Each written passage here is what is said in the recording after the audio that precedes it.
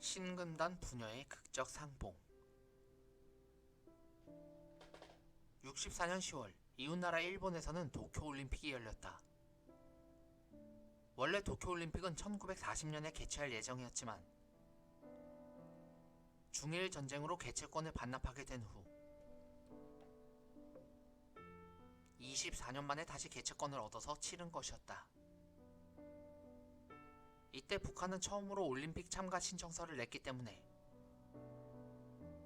남북한은 1년 전부터 남북 단일팀에 대한 협상이 있어왔지만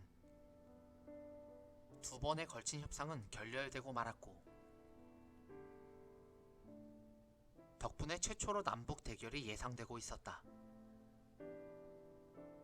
그런 이유로 당시 우리 정부는 여간 부담감을 느끼지 않으면 안 됐다. 당시는 북한이 스포츠 방면에서 더 성적이 좋았다는. 66년 월드컵 축구대회에서는 8강까지 가기도 했었고,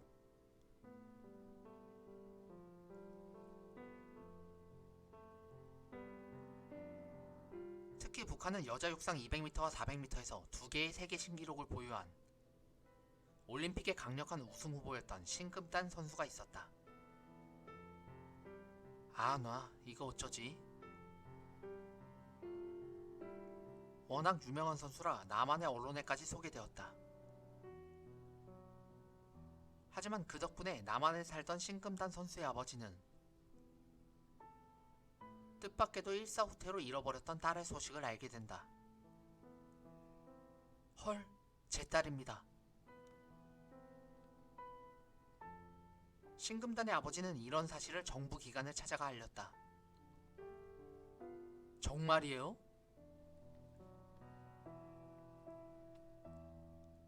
맞습니다. 분명히 제 딸입니다. 북한 측에도 이런 소식을 알리니 신금단도 인정했다. 헐, 그러면 이참에 일본으로 가서 신금단 선수를 한번 만나보세요. 그리하여 도쿄로 파견된 한국 선수단에는 신금단의 아버지도 동행을 했던 것이다. 당시 한국 선수단의 모습이다. 그런데 난데없이 IOC에서 북한의 올림픽 출전 문제를 놓고 태클을 걸었다. 보아하니 북한 선수 중에는 63년 신흥국 대회에 출전한 선수들도 있던데, 그래서요, 문제라도 있습니까? 신흥국 대회는 정치적인 대회라서 거기 참가한 선수들은 올림픽에 출전할 수가 없어요.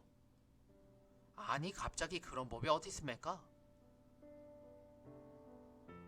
그렇게 나온다면 고조 우리는 선수단을 모두 철수하겠습니다. 그래서 북한은 돌연히 선수단을 철수시켰던 것이다. 때문에 북한의 비협조로 신금단 부녀 상봉은 무산될지도 모르는 위기에 놓이게 됐다. 아, 여기까지 왔는데.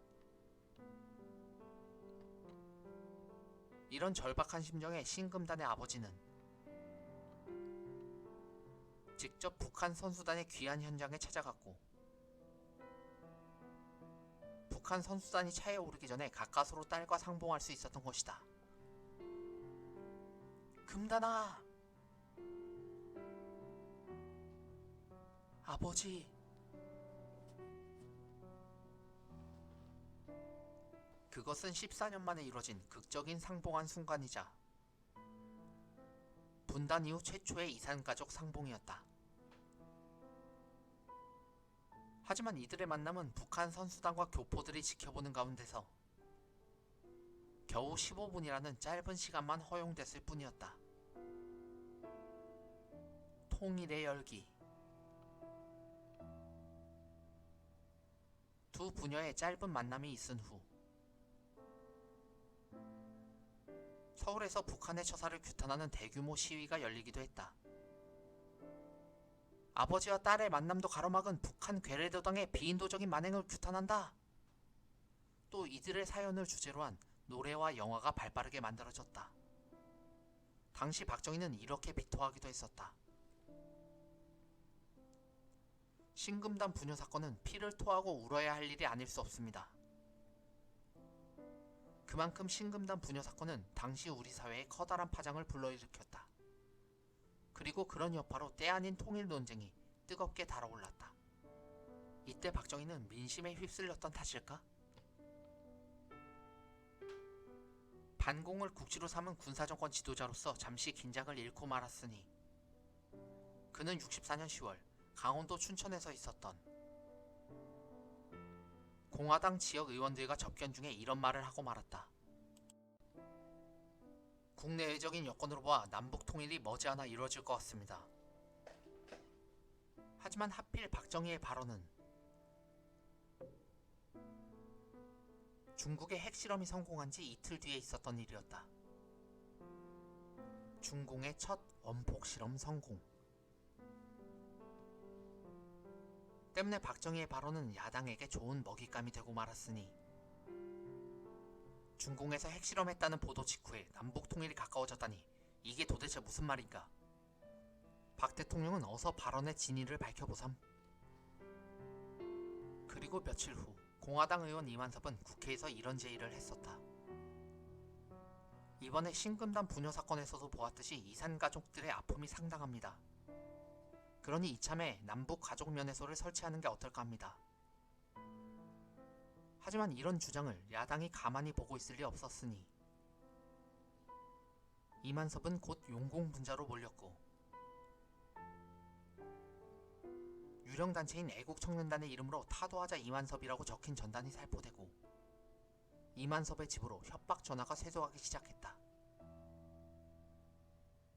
게다가 주위에서도 이만섭에게 반공법 위반이라고 닥달을 했기 때문에 이 의원의 그런 발언은 너무 위험하니 어서 취소하세요. 결국 남북 가족면에서 설치 문제는 없던 일이 되고 말았다. 박정희는 현실을 직시해야만 했었다. 아무리 좋은 취지라도 야당에게는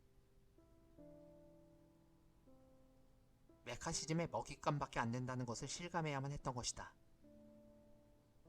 결국 11월 박정희는 광주에서 열린 행사에서 이런 식으로 윤보선의 추궁에 답해야 했다. 통일이 급하다 하여 그 방법마저 바꾸지는 않겠습니다. 원래 우리 정부의 방침이었던 유엔 감시하에 남북한 자유총선거라는 통일 방안 외에는